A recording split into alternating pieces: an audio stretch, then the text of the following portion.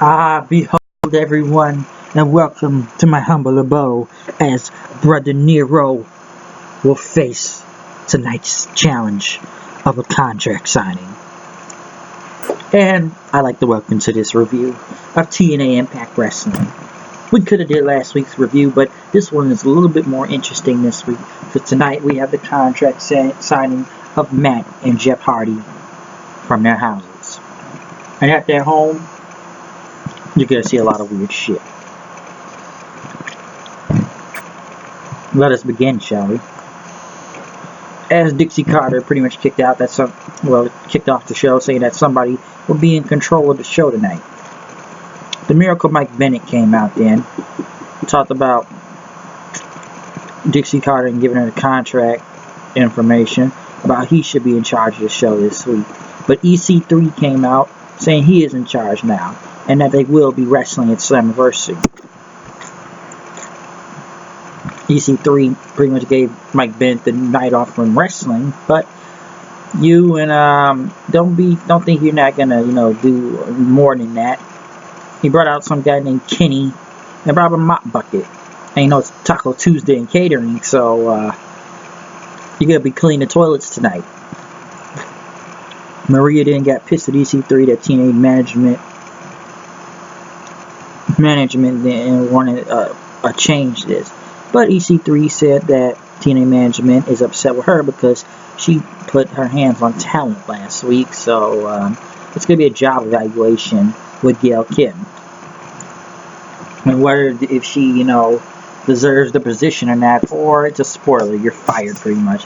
EC3 then was done with it, says I'm leaving, but Bennett said, no, you can't do this, and he was pissed, and he pretty much left the ring as EC3 told him to leave, as everyone started chanting, nah, nah, nah, nah, hey, hey, hey, goodbye. EC3 said, forget the bucket. He said, don't forget the bucket and anything before you go backstage. But EC3 came out there saying, you want to stick your nose in people's business, so he's going to return the favor now. EC3 that pick your poison was tonight, and that Drew Galloway would be picking his opponent. So yeah, even though I will say this about Dixie Carter though, they do make whoever isn't creative, they must like making Dixie Carter look like an idiot because of her, wanting someone else to take control of the show. Pretty much then Mike Bennett was in the bathroom as EC3 came in there, seeing if he was doing a great job of cleaning up the toilets, but EC3 said, I'm a superstar, and everything, I shouldn't be doing this. EC3 pretty much sipped from his cup, and he says, hey, good luck with that. As he looked at the bathroom stalls, Lashley then went against Bram, as Galloway watched the match then. Pretty much it ended with Bram, beating him in a DQ, after Lashley had a chair and hit Bram with it, and he speared him after. Pretty much him and Galloway started battling each other, and pretty much Lashley got through the barricade and started running as Galloway went after him. Next thing you know, Eli Drake's music pretty much hit. He cashed in his Feaster Fired briefcase and won the King of the Mountain title, but in a way, who cares for this title, to be honest? The King of the Mountain title has done nothing. The little red toy belt that no one cares about. It hasn't done anything or really accomplished nothing, so I don't know, it just doesn't do nothing. Robbie and Jesse were at a pool as they waited for Raquel to show up, as she's the guru now, so they must be putting a lot into these segments with the bromance and Raquel. At least she's not with Bobby Lashley, whichever angle they were going to do there, so I rather like Lashley's in the position he is right now than whatever he's doing with this. We then headed to North Carolina as they were getting ready to go over the Slammiversary contract, but Eli Drake was celebrating for his title win. Sorry, choke a little. Eli Drake celebrated his title win and went into a room saying this is a private party, as he wasn't going to give champagne to the other members but blew them off. Matt Hardy then was at his home saying it is a personal agenda, and he's invited everybody and Brother Nero to his house. The Bromance then went against Rockstar Spud and Tigers for a TNA Tag title shot at Slammiversary, so the Bromance actually won the match, as Mike Bennett was the special guest referee.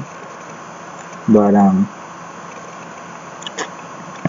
I couldn't really understand what was going on, so EC3 made this match, so oh yeah.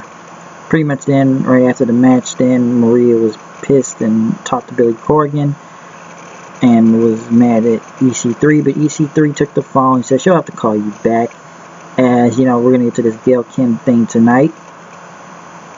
Pretty much then, right after that, Maria, Ali, and Sienna were out there in the ring with EC3. EC3 said, you, Ali, and Sienna can leave, you are dismissed, and she brought out Gail Kim to see if she was doing a great job. As EC3 pretty much said that, Maria, you put your hands on Gail Kim last week. And EC3, and you know, he's known Gail Kim for a while, and that he is friends with Robert Irvine, and that Gail wanted a match at Slammiversary, and Maria said she is Kim's leader and everything, but EC3, you're being evaluated, you know, and that EC3 pretty much made the match. Now, technically, we're going to see a lot of EC3 tonight throughout this whole show, almost every segment and match. It will be Maria versus Gail Kim at Slammiversary, but Maria says Slammiversary is going to be the worst night of Gail Kim's life, as she's going to kick her ass all over the place and put herself in the Wrestling Hall of Fame. EC3 then said to Ali and Sienna, you know, we don't know that, you know, I deal with your entourage is, so Gail Kim is dressed to compete, so Jade came out then to be her partner to go against Sienna and Ali. So this was going to go on.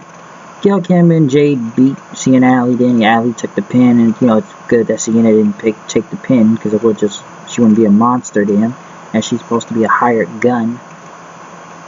As we then go back to Jeff Hardy riding a motorcycle from his house with Matt coming into Matt's house. Ruby Sky was leaving with the baby, as you know, she was done with Matt. I'm done with both of you, so she wanted to get out of this. Matt Hardy was playing a piano, as this was a Lucha Underground segment almost. He played the piano, welcoming Brother Nero to the house, and that the contract needs to be signed. Jeff said, what are you afraid of and stuff? Just sign the contract. Matt says, I built this house to put the toys your daughter plays with right now. And they said, we were going to end this where all began. Not here, but where it all began. Pretty much then Mike Bennett came back to the ring. So he is pissed. I'm a janitor. I'm a referee. I'm a superstar. My wife isn't a wrestler. And Bennett said he's the best damn wrestler in the world. EC3 then said, you know, I gave you the night off and everything, but you're a pathological liar, so, you know, he asked that the miracle opponent would show up, and it seemed to be sobered up. James Storm came out then, you know, unfortunately he doesn't have beer money anymore with him, but, it was Storm versus Bennett. He even beat him up with his sunglasses on. Storm was about to win the match, but Bennett rolled him up and beat James Storm in the ring then. EC3 said, you know, the games are over now, because Bennett wants to call himself God. EC3 is the devil. EC3 has come to your church, God. He's going to punch her in the mouth, God, and burn that bitch down. But I leave you with this. A kick to the face, as Bennett turned around and James Storm did a last call super kick. So, at least Storm got some payback. Al Snow was in the ring talking about the Tribunal, which are former NXT wrestlers Marcus Lewis and Sylvester Lafort. Al Snow was thankful for them, about them being in pro wrestling. He's trying to protect it. Snow said that you know, we're steering the wheel from the fans, and you know, we're bringing the Tribunal, as their names are Dax something and Baraka, and they're going to bring a true reign of terror. So they're going to do something like we don't need weapons or gimmicks, because unlike Grado, he's a big bag of suck. And Al Snow pretty much went on to say, like, it took me one wrestling move to beat Grado. He wanted a street fight, but it took me one wrestling move. Grado and Shahira came out then, as Grado says Al Snow was a liar for not using weapons last week. And he's honest that he uses weapons, but why did you need the tribunal to help you and everything? Then Al Snow said Grado was a liar, and that the tape they played is just false. Everyone's a liar. Your parents are liars.